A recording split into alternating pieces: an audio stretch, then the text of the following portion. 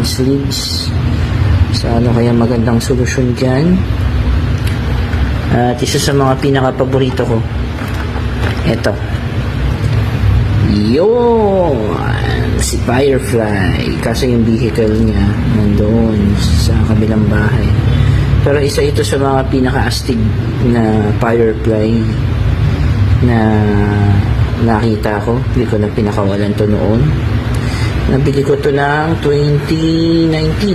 Tagal na. So almost 6 years na pala akong collector. Wow. And one of my favorite, ito, si Spirit.